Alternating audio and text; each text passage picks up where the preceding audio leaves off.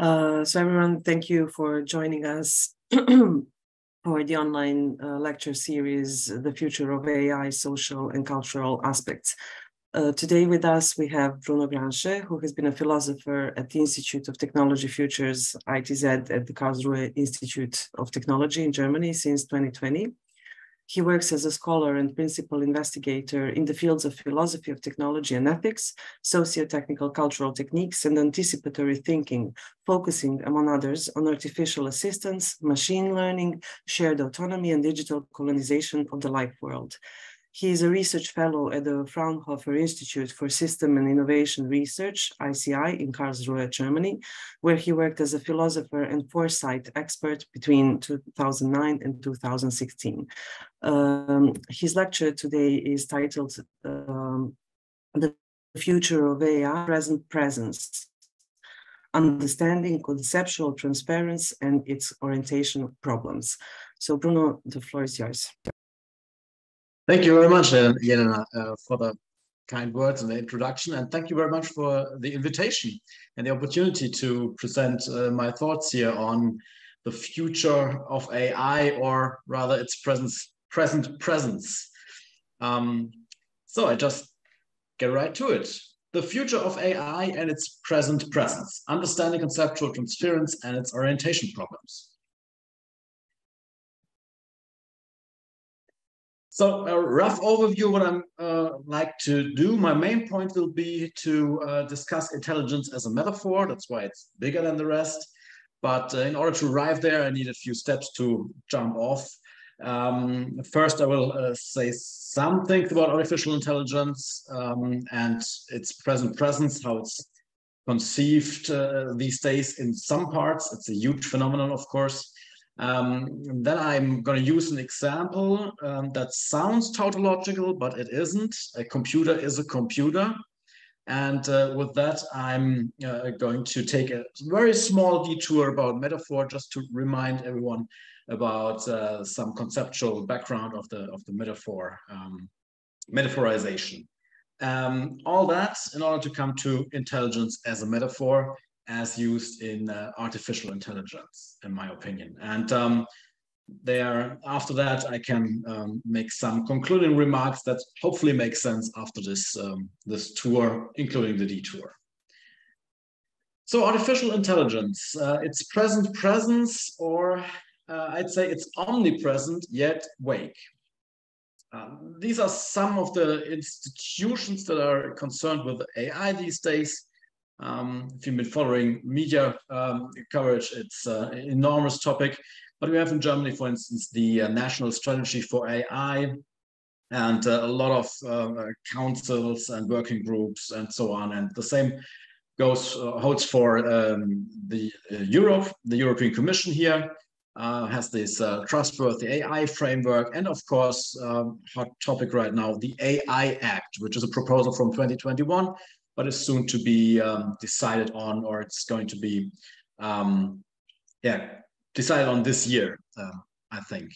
And then you have other institutions like the US Department of Defense that are mainly concerned with AI developments in other fields, of course, and the private sector like Google AI, or you know this icon by now above this flower sort, that's ChatGPT from OpenAI, which is mainly owned by Microsoft.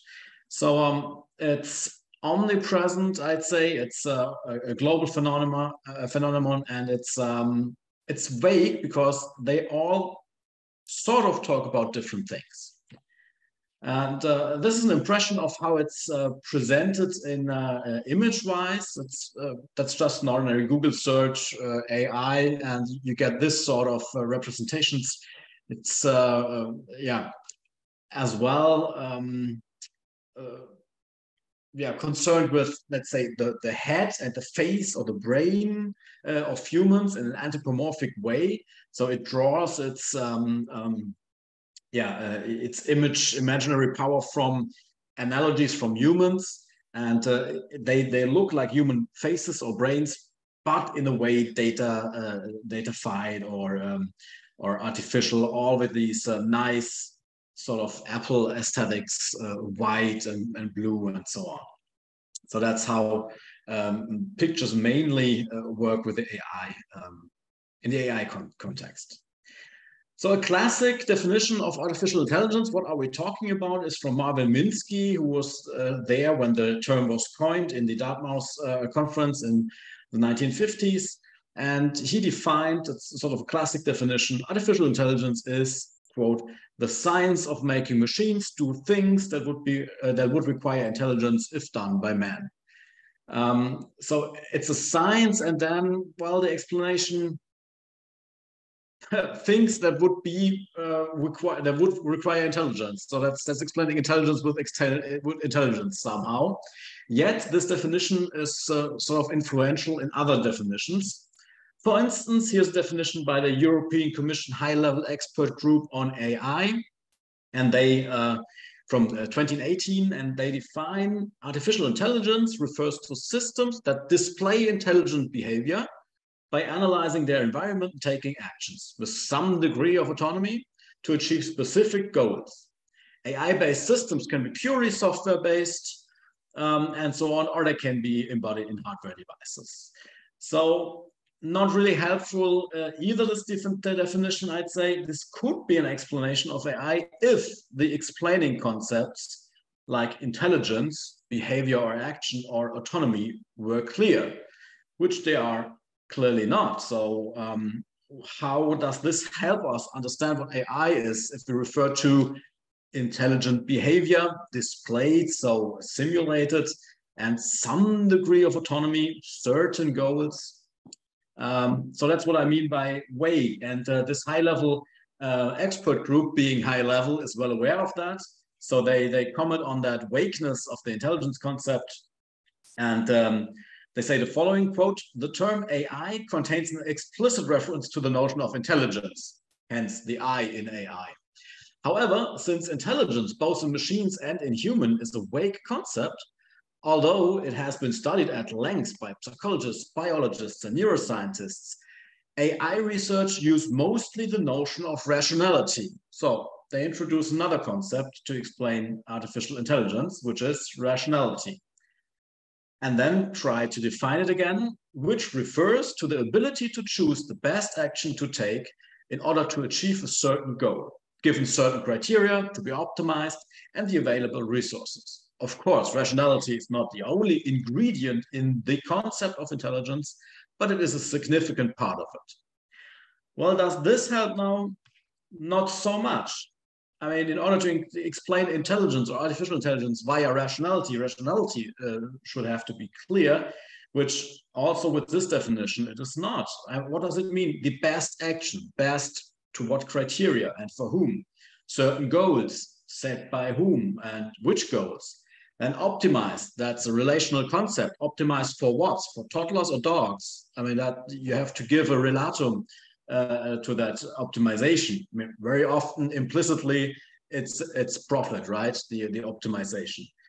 And then they say the concept of intelligence, as if there were one singular concept of intelligence. I mean, a few lines above, they just said it's unclear what intelligence is, and now they talk of the concept of intelligence.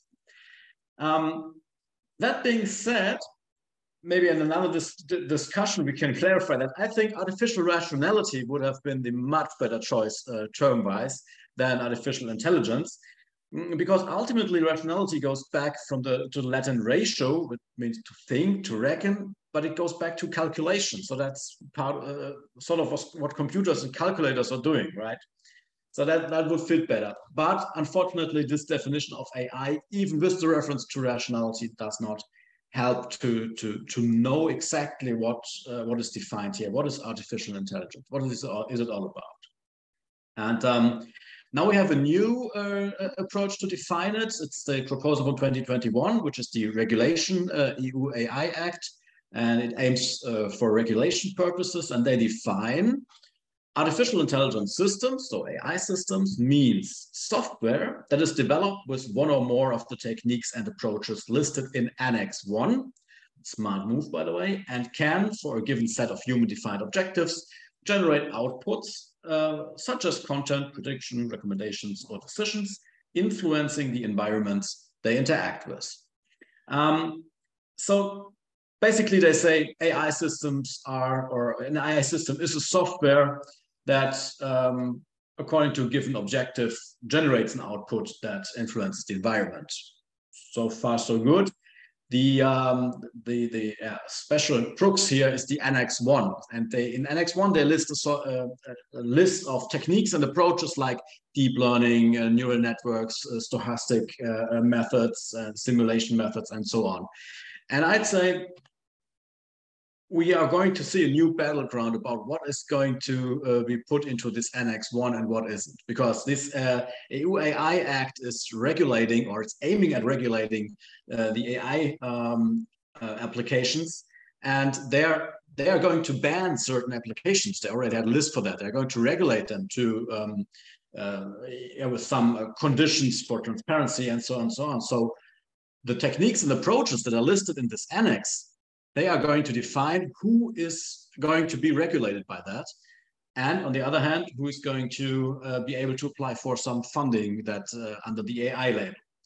So, and they make this move with the annex in order to keep this definition sort of stable and being able to be up to date nonetheless, so that they update the elements in this annex, and then the definition still holds for the regulations. But I think this the content of this annex is going to be discussed and fought over pretty hard, in my opinion. So what is it then? It's a software or a science, or what is it? Rationality and so on. I'd say, or my approach would be to say, the expression AI is a strategic shell, so sort of a hollow container that is filled with diverse meanings according to speaker interests. So it's a shell, a nice label that attracts attention and funding. But what's really actually in it is going to be filled with, according to several interests. So AI is different things depending on who wants to do what with it. And Walter Zimmerli once coined the term AI as a science tactics maneuver, which I pretty like, because after all, in the Dartmouth conference in the 50s, it was coined in order to attract funding and to create distance and visibility, distance against Norbert Wiener's cybernetics. So they wanted to coin something new and get a profile. So that was a tactical decision, and it still is. These plethora of shell meanings we have here, they are difficult to grasp. I think the meaning of the term is largely constructed in figurative, transferential, and non-actual terms. So speaking figuratively in metaphors. AI is, and I think this much is clear, not just a technology. It's sort of a dazzling phenomenon with elements of technology, but also imaginaries, discourse elements, narratives, promises, threats, power interests, and so on. I list some elements here. It contains concrete infrastructures, but then it's a research program. Then algorithms is part of it. Pattern recognition, but also, utopias and dystopias and so on. So it's a complex phenomenon that is sort of framed differently according to interests. And it's being that variable is part of its utility for strategic use. And now, in order to come to the metaphoric part, I like to present one metaphor, and it's a computer is a computer. So there you see computers from 1949. Can you spot it? It's not in the desk on the back room. There are actually 6 computers in the room, and she's one of them. Because computer was an occupation for human beings. They were calculating stuff with a pen and paper. And here it's in an aeronautics bureau, and they're calculating airflow and air resistance for airplanes. And only later, an IT device was created that sort of does the same operation, but automated. And we call that computer as a metaphor, because it does the same thing as these ladies here in the aeronautics offices. So calling this IT device a computer is actually a metaphor that we have forgotten about. And we see that because this computer, this lady having the occupation computer, she's actually intelligent. She behaves intelligently, learns, decides, has autonomy, achieves goals, takes actions, and so on. Those are all literal meanings for a human being. But this computer just is not and does not. It does not decide anything in this sense as the computer on the left side does. So these expressions, computer, learning, deciding, solving, and so on, those are metaphors that we tend to forget that they are metaphors. And so we use them in the context of AI, talking about machine learning as if this device would learn. In the same sense where we are used to use this wording like learning and deciding. But then we're sort of re-importing the metaphors. And we talk about brain as a computer or a wetware in a variation on hardware and software. Or when thinking about the Homo economicus, we are thinking about him as a cost-benefit calculator. Or some famous topics here, man as a machine from La Mettrie, for instance. So these technomorphic conceptions of humans sort of are re-imported metaphors that are forgotten that they have been anthropomorphic metaphors in the first place. And so is the language transference working here. It's sort of transferring something, re-importing it, and it depends on what is the dominant usage of a certain vocabulary, that we are aware of the metaphoric gaps or we aren't. So some small detour to remind us about metaphors. There's one very influential book. It's Metaphors We Live By. It's sort of in the tradition of Nietzsche and Blumenberg and also Ricoeur, but they are very influential here. George Lakoff and Mark Johnson, and they have this concept of a conceptual metaphor. So it's not just talking nicely and poetry and something, but it's sort of a structure of our thinking. And they say, quote, "If we are right in suggesting that our conceptual system is largely metaphorical, then the way we think, what we experience, and what we do every day is very much a matter of metaphor. Metaphor is pervasive in everyday life, not just in language, but in thought and action. Our ordinary conceptual system, in terms of which we both think and act, is fundamentally metaphorical in nature." So it's not just a sort of speaking, it's a basic structure of thinking. And this has been addressed in research. There are some examples about metaphor and artificial intelligence, computational metaphor, and so on. So let's go back to the very basic metaphor proposed by Aristotle that says Achilles is a lion in battle, right? So a metaphor takes a source meaning, S, and transfers it to a target meaning. And here, Achilles is a lion in battle. There, Achilles is the target, something we want to know about, or something the expression is telling us something about. And the lion is the source of the meaning here that is transferred to Achilles. And in battle is the perspective. In which perspective does this transference hold? So it works like this. We have some elements of meaning that we attribute to lions, like being an animal, having fur and claws, and being dangerous.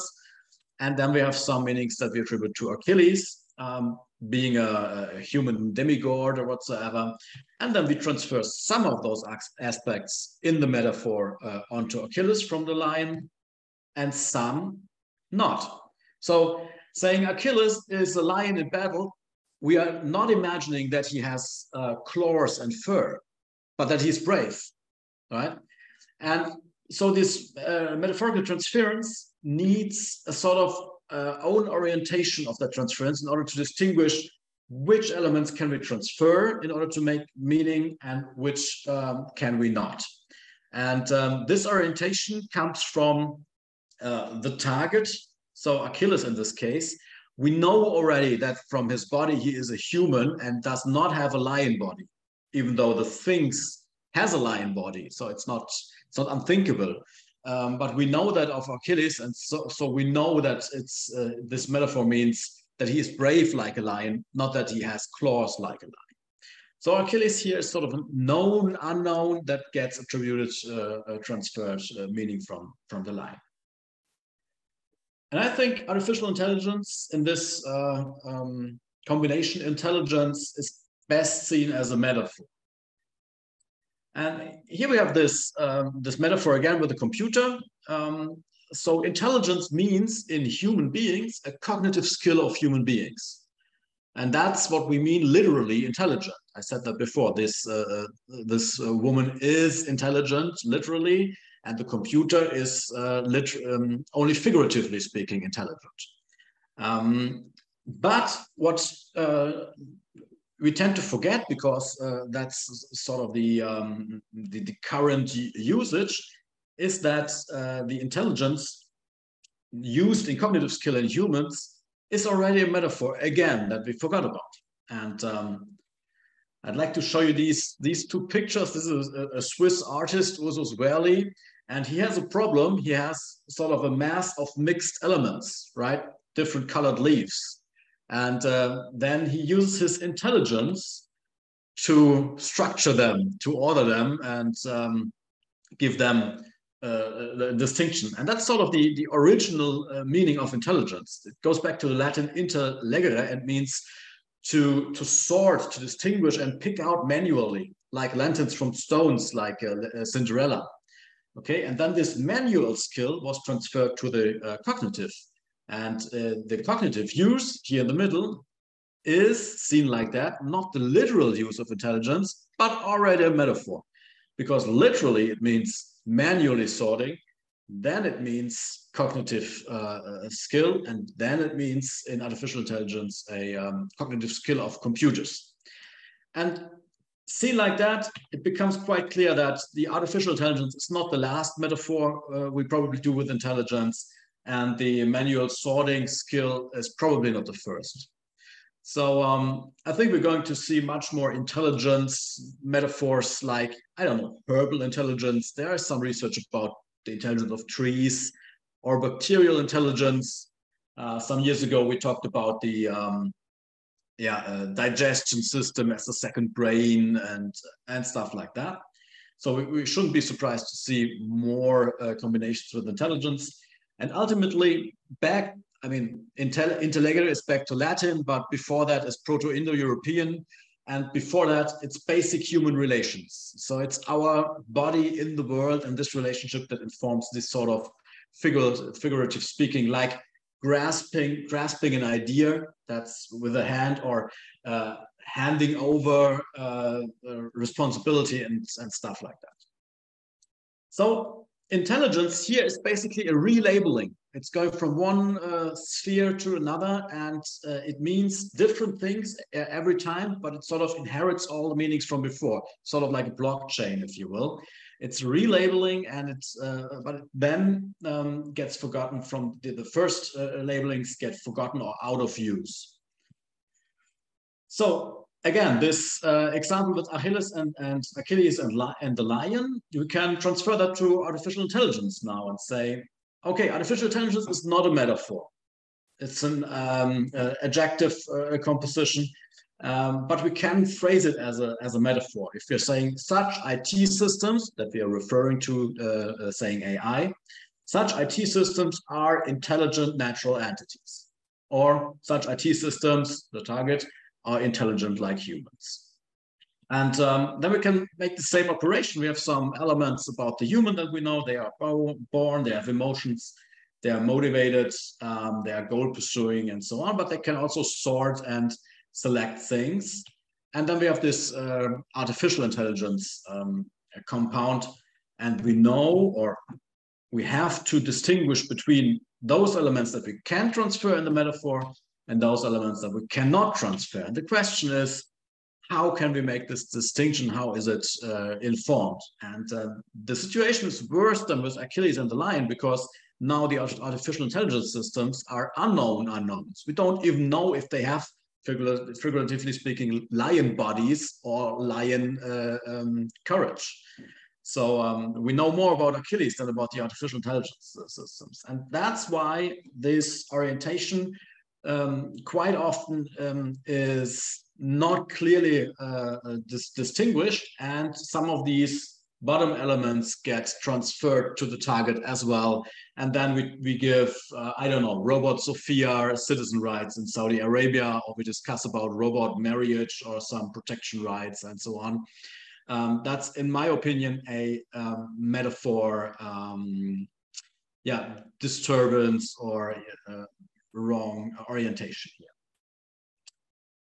Okay, and we can do, I'm going to make this quick, we can do this with intelligence, with a lot of other concepts as well. The same holds for autonomy and computer. For instance, autonomy refers to states to give their own laws. Then we tend to use it for humans in the, after Kant, and now we're transferring it to robots and so on. So this holds for different concepts. Now metaphors are doing more than just transferring selective items to a target. They teach us to see similarity. Paul Ricoeur was referring to this, and his example is nature is a temple. It's actually Baudelaire's example. And Ricoeur says there is a tension within metaphor, a built-in tension between being and not being. And he says the same tension rests in the verb to be in the metaphorical statements.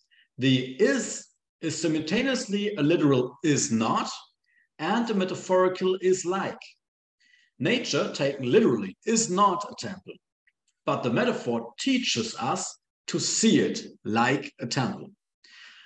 So metaphors are instructive. They teach us to see similarity between two concepts that are far away, and we didn't see the similarity before. And following Aristotle, the farther away the two concepts are, the better the mastery of metaphors and the insights philosophically. And Ricoeur goes on, it is more enlightening to say that the metaphor creates the similarity than that the metaphor gives verbal form to some pre-existent similarity. So it teaches us seeing a similarity, and in the same time creates this similarity in the first place.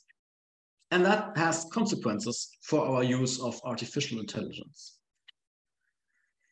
So this means this tension between being and not being, that intelligence, artificial intelligence, is not intelligence, meaning natural or human or living intelligence, you name it. NI stands for natural intelligence here. So intelligence is not intelligence, of course not. There's a difference between a human being and an IT device. But the metaphor teaches us to see one as the other in the similarities. Intelligence, artificial intelligence, is like natural intelligence. And this means, if we learn to see that the opposite holds true as well, that natural intelligence is like artificial intelligence. And that's what I think what is going on right now, that we are being taught by this metaphor to see natural intelligence like artificial intelligence, or what we know about artificial systems. So they say that non-fictional AI is real or imminent right now. So we have, for the first time, we have technology and devices that actually are intelligent, and we're not only dreaming or telling us about it, like in Homer. I mean, they go back to the ancient Greeks' intelligent systems and technology, but now we actually have them. And this can have, after what's being said on the last slide, two directions or two reasons, right? Either we have, for the first time in history, technology that's actually on a level of human intelligence performance. That's what they are trying to say, or to advertise. And that would mean we have a tease or a target on a source level. That means a technology on a human intelligence level. Or the same could be inverse.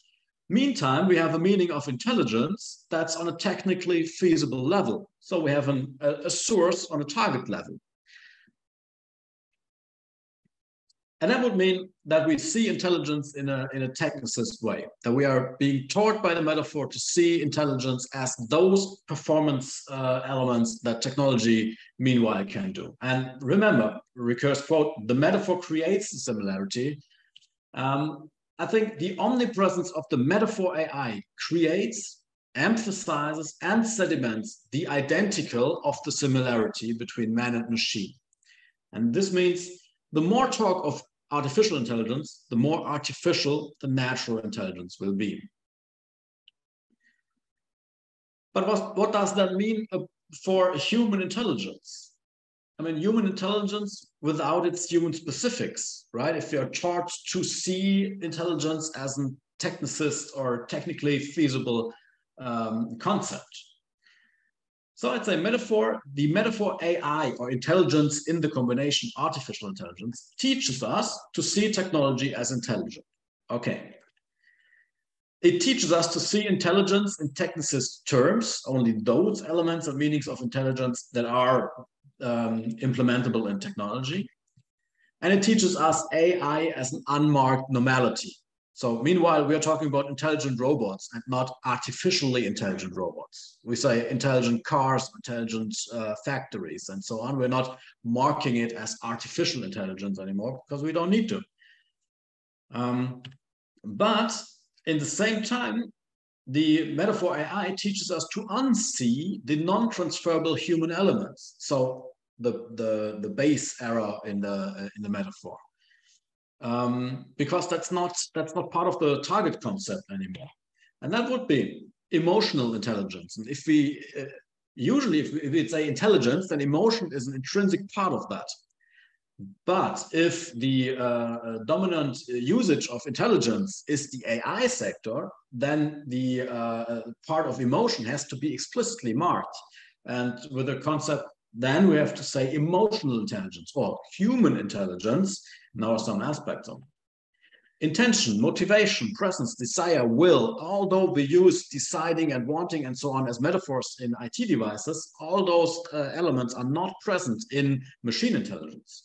But in human intelligence, they are crucial. The role of embodiment, Leiblichkeit, sociality, culturality, situatedness in the culture and social relations, practical reason, or how we remember and forget things, and experience and expectation. Those are crucial elements of human intelligence, but they cannot be transferred to artificial intelligence because the target is sort of not compatible with that. And the usage of AI as a metaphor teaches us to see intelligence in the target version and not so much in the source version. And we run the danger to oversee, to unsee, to forget those elements, and they are crucial. So some concluding remarks, or some provocations, if you will, on the future of AI. AI will be just intelligence as unmarked normality. We don't have to say artificial intelligence anymore in some time. And the label transfer will be as forgotten as from the manual human skill to the cognitive human skill today, I'd say. Human intelligence specifics, emotion, sociality, and so on, will need explicit marking in turn, because we have to distinguish it from that technicist meaning of intelligence. And so we have to explicitly say, I mean, emotional intelligence, social intelligence, and so on. And I'd say it is the future of human intelligence we should worry about. What is lost? We should ask what is lost if intelligence becomes a technicist concept. Especially, what will happen to natural intelligence with artificial intelligence in education? So those systems are positioned to tutor, to assist in learning environments, to maybe to evaluate and judge students and so on increasingly, but they work with a technicist intelligence structure, and education is about fostering, about cultivating natural intelligence. So what is happening to this natural intelligence if it is cultivated in a technicist intelligence way? Finally, and that's from my announcement text, the end, that the conceptual transference of intelligence to IT systems is suitable to orient adequate actions in dealing with AI is highly questionable. Yet it is omnipresent. I'm not sure if it's any good or any use for understanding AI systems that we call them intelligent, but everyone does right now, and that's just a fact, and we have to deal with it. As I said, I'd much prefer artificial rationality, if at all. And however much adequate or suitable or inadequate or unsuitable the dominant usage of intelligence, and that's artificial intelligence right now, determine the present presence and thus the future of AI. And with a technicist target-like source concept, so a technically compatible intelligence concept, AI finally becomes real, yes, but even without human-like intelligent machines. So it's just the intelligence concepts that goes to the technical feasible systems. And with that, thank you very much for your attention, and I'm very much looking forward to questions and comments and discussing this. Thank you, Bruno, very much for this insightful and wonderful lecture. I would like to open the floor for the audience for the questions first, and then if there's time, I'll also have some of mine as well. So do we have any questions from the audience?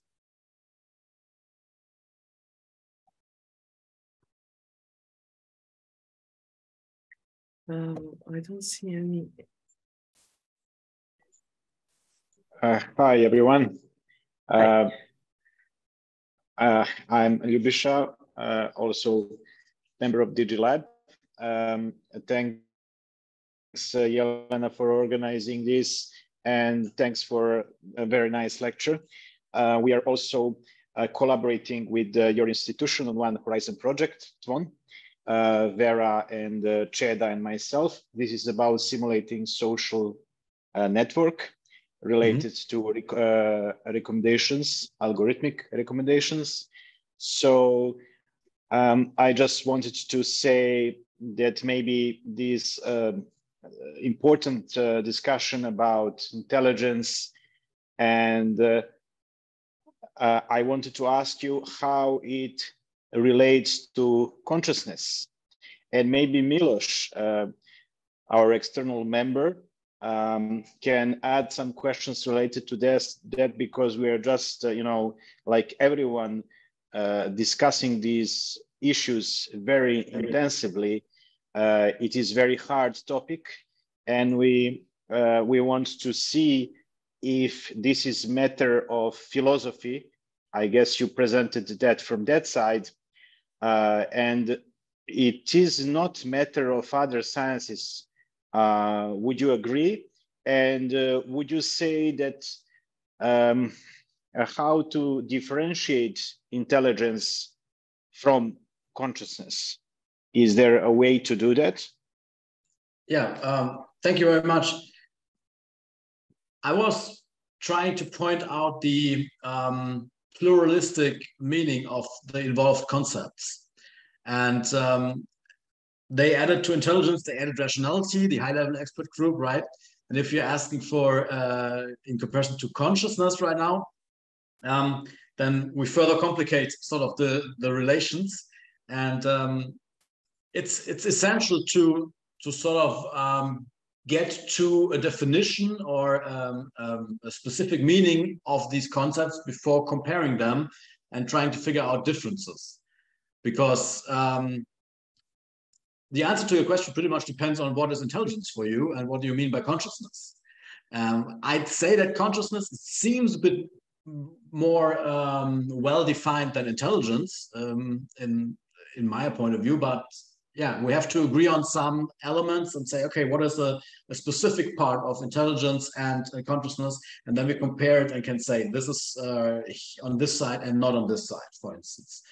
I'd say in human beings, you can only talk about intelligence if you take into account consciousness, of course, because there are all these elements that are enlisted at the end, like wanting something, motivation and preferences, to intend something, to pursue a goal and so on. And then how, sort of in practical reason, how to organize all your tools and means to reach that goal and so on. And that's a conscious thing. Rationality, if that's a part of explaining intelligence, is referring to these ends or purpose rationality as well. That means organizing means and purposes in a certain way, a technical way, if you secure it for repeated action and so on. So in human beings, definitely it's linked. How exactly depends on the exact definitions of those two, and then it depends on whether we are in neurosciences or psychology or philosophy of mind and so on, all these different disciplinary angles we're looking at it. But I'd say in human beings, definitely there's none without the other, intelligence and consciousness. On the machine side, what they're trying to suggest with artificial intelligence is, if I get the debate right, exactly that, an intelligence without a consciousness. Most of AI research, I'd say, would say we are talking about an intelligence, and we don't have to defend the claim that this machine intelligence is necessarily, in the strong AI sense, consciousness. A lot of AI researchers reject the claim that these machines have a consciousness, but do claim that they're intelligent. So that obviously suggests that they are saying in machines you don't need a consciousness in order to see intelligent behavior. Whether that makes sense, because in humans that's not possible, in my opinion, is up for debate. It depends. What do you mean by artificially intelligent and artificial consciousness in the first place exactly?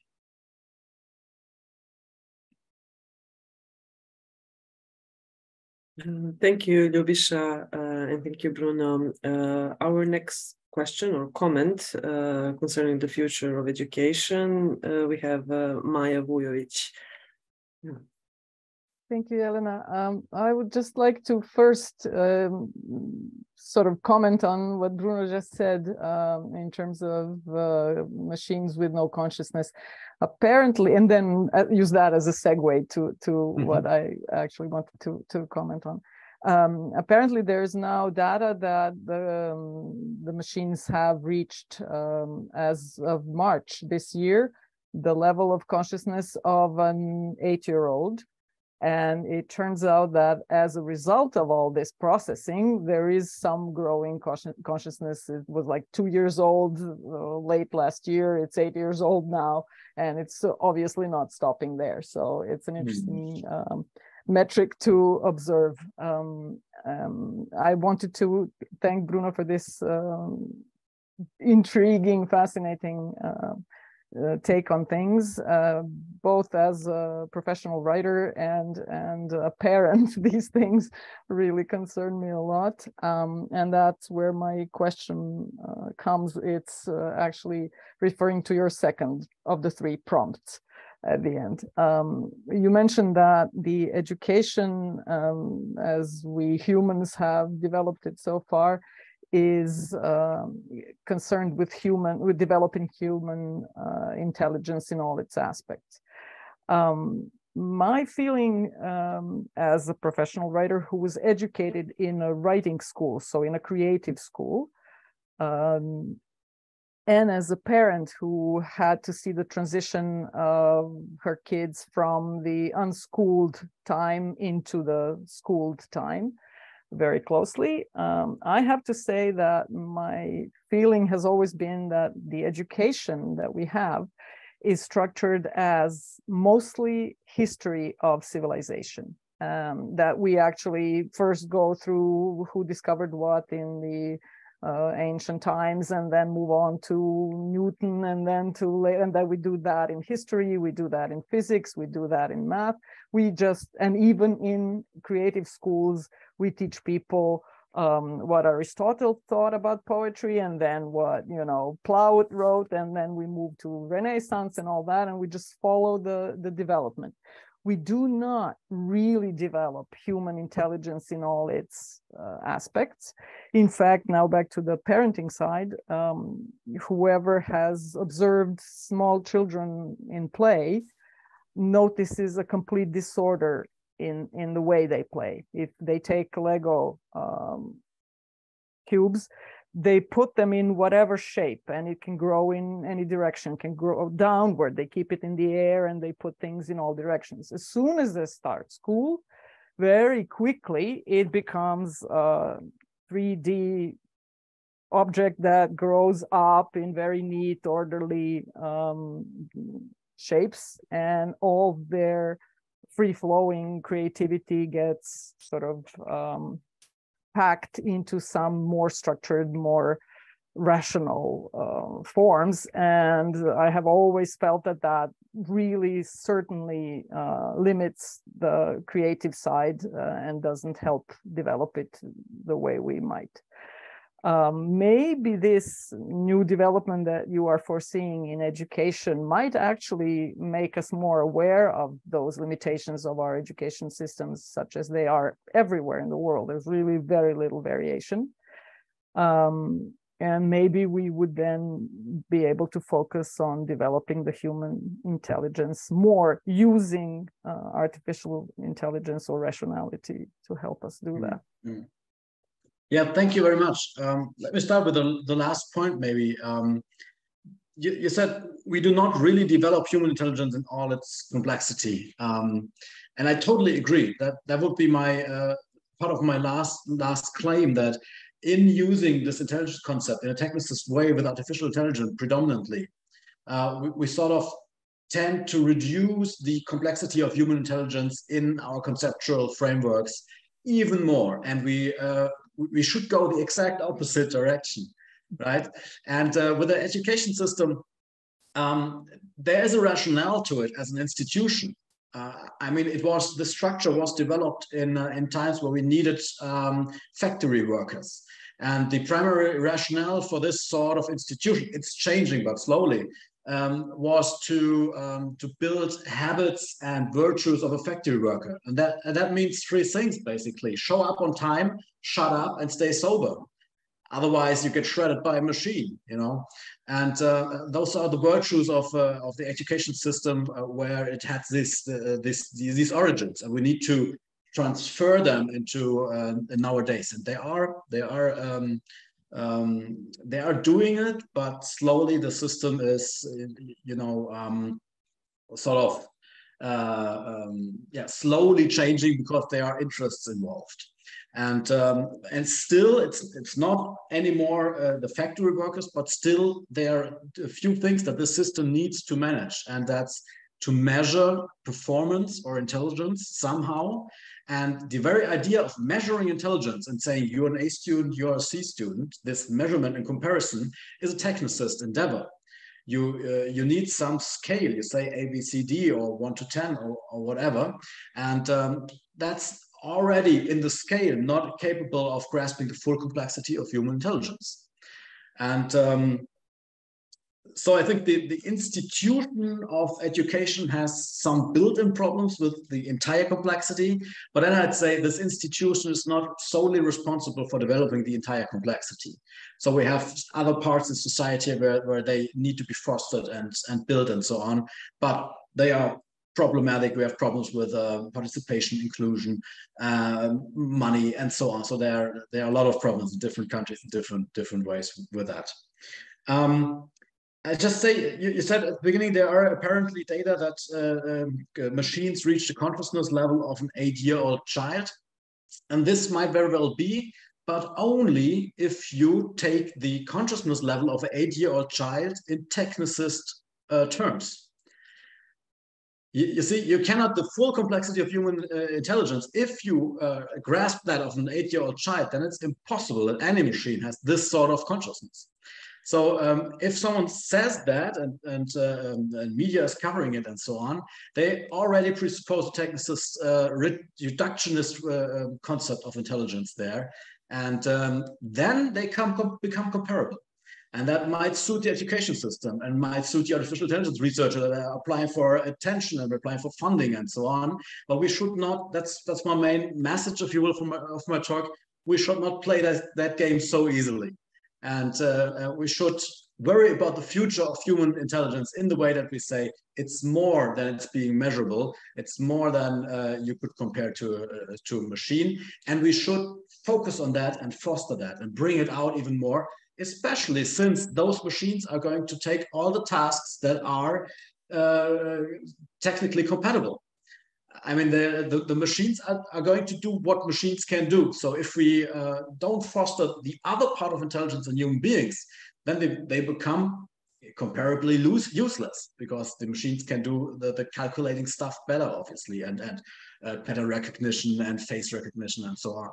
So we need human beings that are in a human way intelligent, and exactly the other way than the machines are. And maybe we need different terms for that as well. But since artificial intelligence has sort of already,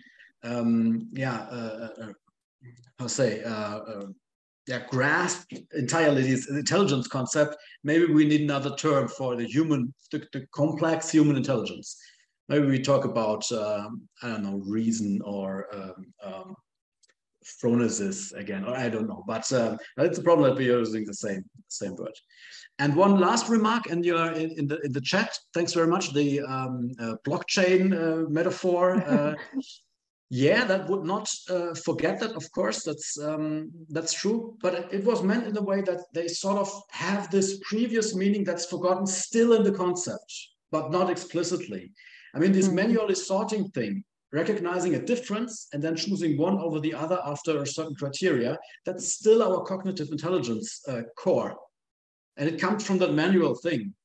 And that's also the core of artificial intelligence. It's sorting things, sorting algorithms, detecting differences, and then sorting or labeling and so on. So but that aspect which you described so very well, where we assign some elements, and the better we do it, we sort of actually define it.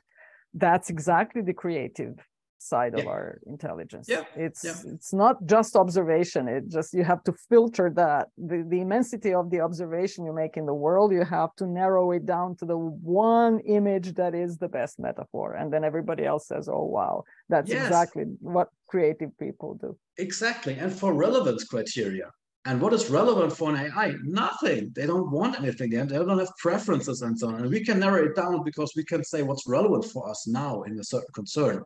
What we want with our life, our body in a certain situation in relation to the world and others. Thanks so much. Thank you. Here also in the audience, we have a wonderful colleague, Mikhail Bukhtoyarov, who is an expert on new technologies and their applications in education. So he has a question, and I would also love to hear Mikhail's comment. Please. Hello. I hope you can hear me well.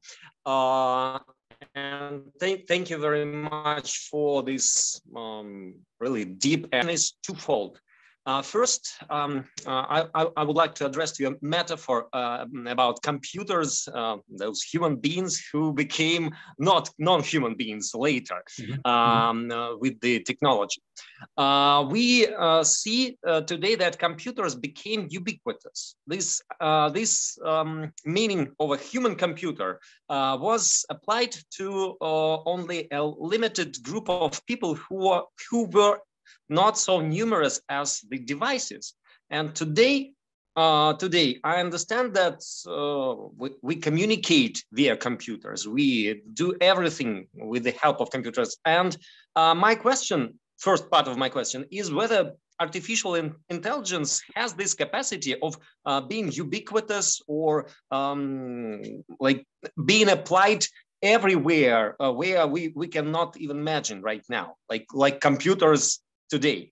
And second part of my question actually is about multimodal artificial intelligence, because we understand that today ChatGPT and similar models are really the center of our attention, but the multimodality has huge capacity, and in the nearest future, what do you think? Will we have multimodal artificial intelligence which has more capacity in this multimodality, and especially when we will have some kind of embodiment, when we have the artificial intelligence which will be capable of dealing with the environment, with acting in the environment, will we have something that can change our understanding of modality in terms of artificial intelligence and human beings? Yeah, thank you very much for these questions. There were, for a very limited time, very few persons called computer as an occupation, and now we have computer IT devices everywhere. And but we still use the name that we know from those from this function of calculating something to compute something, and doing that as a main purpose earns the right to be called computer as a functional word that tells us something. What are those things doing? Well, they compute something, and that's why we call them computer. And this shows really nicely that the first in time is not always the first phenomenologically in our awareness and attention, but the predominantly used usage is the first one that comes to mind, and that's why we're able to talk about people who can, I don't know, do math in their brains very well, and call them, oh, he has a mind like a computer, or he is a computer. Yeah, and I think that's our dominant source of meaning. These IT devices and what they do, we refer that back to people. So it's not always the etymologically first that we have present, and then like the blockchain we transfer and transfer and transfer. But it's our life world what is the most common that comes to mind first, and that's it. We see the same thing in robot, for instance. That goes back to the Czech word robota from Karel Čapek. And it means forced laborer in the Middle Ages. That's the Czech word for it. But so robot already is a metaphor saying those embodied IT devices, robots, yeah, they are like forced workers. That's a sort of encapsulated metaphor in robot as well. But today, that's not so orienting, and that doesn't bring us anything in understanding them better. The other way around could be, because we know much more robots, these machines, than forced workers from the Middle Ages. So maybe in a history lesson we could hear something like, those forced workers in the Middle Ages, they were like robots, but with an own will, and they are getting tired and so on. So it sort of turns around the direction of orienting meaning based on what is most common to us in everyday language. And the multimodal thing, I'm seeing sort of linguistic turn in computer science right now. So these chat GPT and so on, the conversational AI, they're treating pretty much everything as text, right? Digitization, zeros and ones, that's everything. Pictures, videos, any kind of data is text, and they are processing it. So they are transferring a multimodal world to code, and that's more monomodal is not possible, in my opinion. That's 0 and 1, very complex, but it's reducing all the plurality and modality to that. In the, let's say, more used sense of multimodality, so text and voice and pictures, and you're referring to that video, maybe smell and tact sensors and so on. Are we getting that? There are already prototypes that are using all these modes, but it's very difficult to implement technically. But I think we need to have it in order to advance in AI any further, because there is this phenomenological research and intelligence research and so on about the importance of body and Leiblichkeit for intelligence. And I think this purely text-based intelligence with masses of data is coming to a limit, sort of limit. And we already have the research of embodiment of robots that are sort of positioned to get over that limit because they have a body. And having a body means having a singular space-time coordinate, having a relation to the world, being affected by something, having obstacles. And that means as well having an own body, and having that as an interface to the world.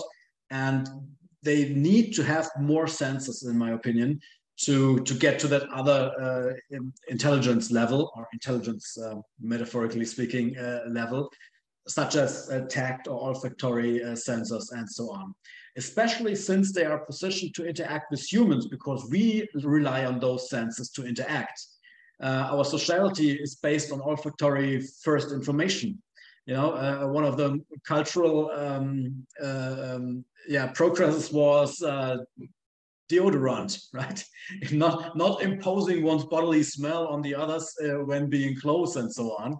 So this is, we don't notice that explicitly, but those senses are, and regulating those senses in cultural terms, are incredibly important for social relations. And if we want robots to interact in these arenas as well, they sort of need some sense of those levels of input.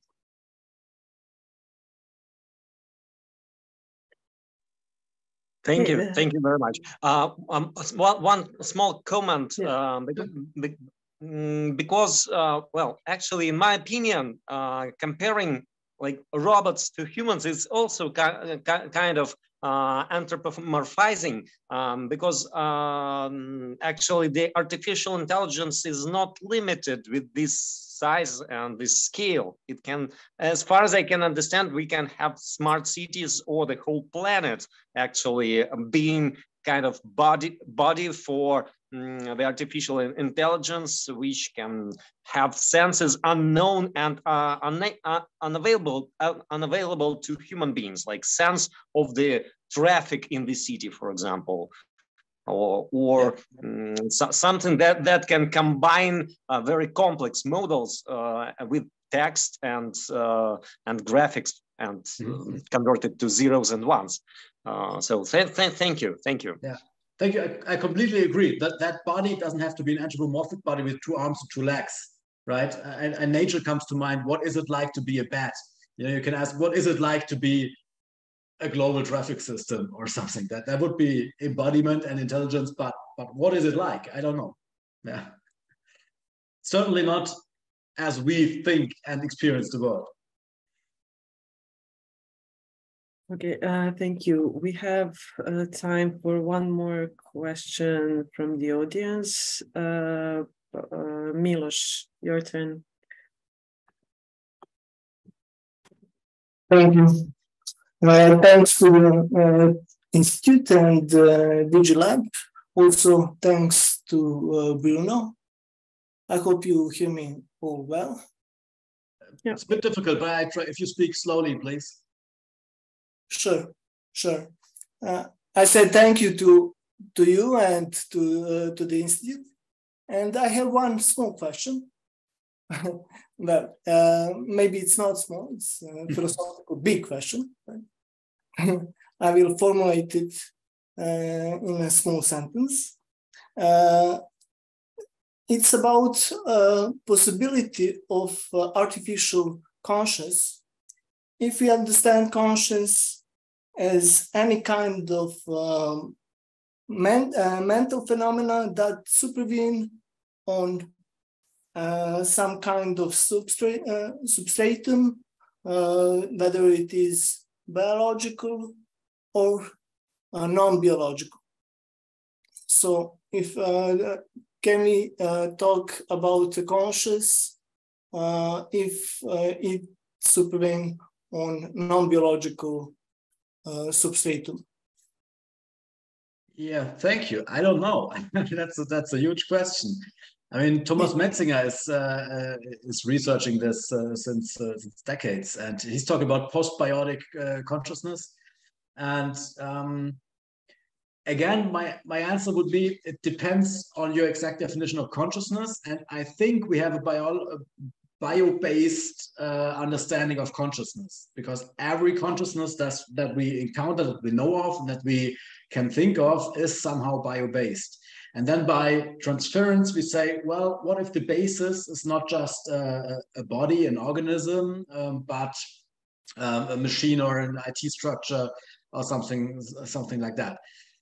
But does this transference sort of change the concept of consciousness? in its core already, and it's then applied only metaphorical. I don't know. That would be we have to discuss this in the very specific elements that we say if some sort of I don't know, if an entity shows this, that, and that, okay, and then we can prove if a system, or we can sort of investigate if a system can show the exact same properties or behavior and so on. And then we can maybe discuss if that would be a tech-based consciousness. But the problem is that when we transfer it to the other sphere, we already changed the concept. So we're not comparing the same things anymore. And in my opinion, consciousness is a biological thing. And that would mean that there is no such thing as a post-biotic consciousness. But if you are taking sort of a perspective or a definition of consciousness that is more functional, functionalist view, or a behaviorist view, that you sort of, from an external observer, observes certain actions or processing patterns or whatever, and if you can observe them, then there's consciousness. Then maybe you could observe that in a technical system as well. But it all stands and falls with your definition of consciousness, if it's a functionalist, behaviorist, or bio-based view, or humanistic view, and so on. And personally, if you ask me personally, I think this kind of consciousness that we're thinking of in philosophy for human beings is pretty exclusive to human beings. In parts, it can be extended to other sentient beings. That means higher animals. More so than we think of right now. It's not so much the exclusively human being thing, but I think it's necessary to be able to have a complex brain. That's first and foremost, so not a snail or something, and to be able to sense, to want something, to be affected by, for instance, pain or need and desire and so on. And if you have that, that would for me a necessary point for consciousness. But as I said, you can have another definition and perspective on consciousness, and depending on that, it might be transferable to technology. But then what are you gaining with that? If if you have a consciousness concept like intelligence right now, that is able to be thought as bio-based and tech-based, what is the common core? What are similarities, and what remains of that concept, and what have you won with that operation? That's the question. Because certainly, if you are transferring it to technology, you're not anymore talking about our consciousness. And I think a lot of times this discussion about strong AI and post-biotic consciousness, they try to make it transferable, to change it for that. And then they infer some or deduce some insights on our consciousness, but you're already on another road there. So I don't know what is the utility function of that operation in the end, apart from a very interesting mind experiment, of course. What do you think? Thank you. For the end, I would actually like to comment on this. I kind of have a couple of lines of thought, and I'm not trying to put them all in one, but it's not going well in my head. So I'm just gonna go with the embodiment first. As you said, that it's like the consciousness or intelligence or cognitive abilities, they arise and exist in our embodied relation to our environment and constant interaction with the environment. So if our environment is artificial intelligence, let's say, or is just like this virtual digital environment, it clearly affects us, and there are also there are many neuroscientific research that says so. I mean, that proves so. So basically, are we kind of equalizing basically this artificial and natural intelligence, as you called it, because we change, and in turn we change the technologies, and they affect us the same way. So this is kind of a comment, or yeah, I totally agree. That's my worry, that we equalize it and lose, via this operation, lose the specifics that are dear to us, like creativity and emotion and sociality and so on. But I think we do. The thing with the virtual reality environment is that they, in the description, the researchers often use a shortcut, or media does so mostly. And they say, we are experiencing, I don't know, a snowboard jump in virtual reality. But I mean, we are bodies in the world with others, right? And our body is in front of a computer or wearing the glasses, the virtual reality glasses, headset. And it's not on a snowboard jumping in the snow. So the experience qualities might be very immersive, and you could train those jumps via that to a certain extent. You have even muscle gain by that. There are studies that prove that, and so on. But it's not the same to wear a glass in front of a computer and to jump with a snowboard. And even though we're doing it all the time, it does not become the same experience, and thus it's not the same relation to the world, in my opinion. Okay, this what you said stands for, let's say, VR experiences, but what about our constant interaction with AI systems, for example, especially now with ChatGPT, but even before with recommendation systems, or yeah. Yeah, I think that's a potential and a problem, risk and a chance, that this affects back on us. We are sort of structuring these systems, and they are learning according to our criteria and so on, developing our prompts as well, our repeated interactions with them, and they sort of mirror that behavior back to us in the interaction, but not as a clear mirror, but more like a distorted mirror, like the cloud bean in Chicago Millennium Park. You know, it's it comes from the human interactions that went into the system, but they are sort of exaggerated and in diverse dimensions, you could say. And but the mere exposure to interaction with those systems is affecting us like exposure with other co-beings, with social beings, with animals is. And if we are taking them seriously as social opposites, then it will have this sort of normative effect on us, that we are, it sounds crazy, but we are trying to please the chatbot in conversation. We are being polite with them and so on. And what they are doing becomes the new dominant use of words and contents and so on. I made a test yesterday with ChatGPT. I asked him to tell me a joke about men, and it did so. It was something with bad and ruler and so on. And then I asked, tell me a joke about women. The exact same prompt, but women with just men. I said, I'm sorry, I cannot reinforce negative stereotypes. We have to respect all genders and so on. And obviously, for this system, it's more appropriate to tell stereotypic jokes about men than about women. And that's why in interaction with those systems, figuratively speaking now, we are all the time encountering jokes about men and none about women. That becomes the new standard of normality. And that's affecting our ethos, our ensemble of what is of our customer standards, if you will. And it influences the norm, not because someone said that's the new norm, and I'm defending that claim, but just because the mere exposure of millions of interactions did that. And the problem is that it's not just the millions of interactions, but the ones who are, setting the criteria and the rules by which the systems are learning, that are influencing very much how these millions of interactions result in what kind of output. And someone told ChatGPT, do not joke about women. And that, from creative intelligence cultural point of view, is really sad. Yeah. Okay. So if there are, let me just see, there are no other questions.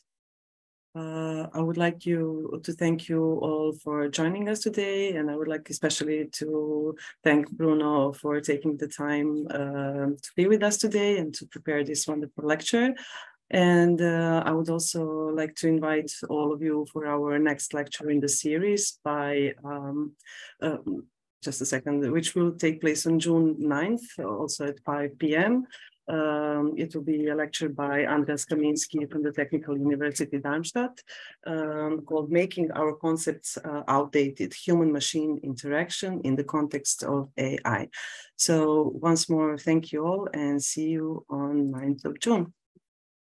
Thank you very much, everyone. Thanks for the questions, discussion, and invitation. It was great. Thank you. Bye-bye.